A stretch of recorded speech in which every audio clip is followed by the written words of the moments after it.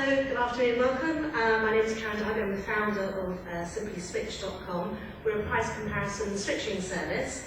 I set up the business, or I had the idea for the business back in 2002. Got funding, VC funding in January 2003. And last year, 4 years later, I sold it to DMGT, who are the owners of the Daily Mail, for £22 million. So, give you a little bit of background about myself. I'm a serial entrepreneur. I set up my first business, which was a call centre business back in 1983 at the tender age of 22. I sold that 7 years later, had 3 children, and run a sole trader business from home, which I now understand classifies me at that time as a mumtrepreneur. I then got really bored. It was great, it was profitable, but you're only really making money when you're working, and I wanted to do something to increase my net worth. So I thought it was time to have another baby, and another business baby, as it were. So at that time, Simply Switch was born. The concept for Simply Switch was really very simple. What we do is we give people the chance to compare prices and switch supplier over the telephone. Everybody needs electricity, 70% of the population are on mains gas, and nobody wants to pay more for something than they have to. So we offer a free service, we're completely impartial, and we really do tell people who's the cheapest supplier in their area.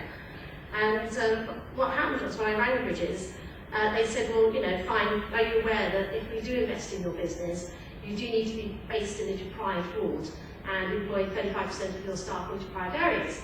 I said, well, I'm in Wimbledon, but I'm not in a nice bit of Wimbledon, you know, where Marston Starbucks. It's right down the dodgy end, and there's no way, you know, they were going to qualify. I got really stupid. I thought, you know, lesson learned here, you know, before you approach someone for finance, please go on their website and do a bit of research. But anyway, being a fast talker and a fast thinker, I said, well, look, you know, I know I'm not in what is a really deprived area, it's only semi-deprived. I said, but I'll tell you what, if you invest in the business, I'll actually move. Their investment criteria, as I touched on earlier, is they look for ambitious, early growth businesses.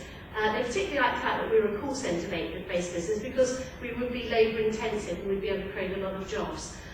We need to be located in an under-invested area, and this is based on the indices of multiple deprivation that comes from the Office of the Deputy Prime Minister, and it's all based on electoral wards, and basically you've got places like Belgravia at the top and places like Toxteth and Croydon and Mitcham sort of lower down, etc. As I say, we were their second investment, and since then Bridges have invested in about 25 different businesses. They've had about 3 exits. We've been their most lucrative one. In fact, the company, when we set up, all we did was energy, and the company is incorporated as Simply Energy Limited. And it wasn't until customers kept ringing us and saying, what else do you do?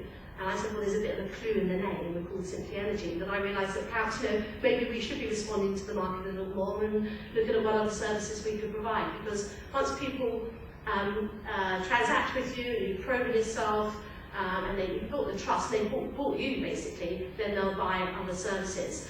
We also work with charities. You'll see there's the logo for the Woodland Trust.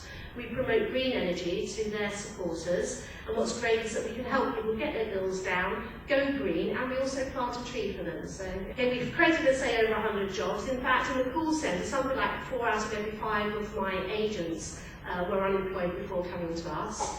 We gave them life skills training. They didn't have to have experience, but we've given them very useful skills in terms of selling, communication skills, customer rapport, etc. And we've helped to raise about £500,000 for charity through working with people like the Big Issue and the Woodland Trust, etc., to promote switching, but also to promote their causes.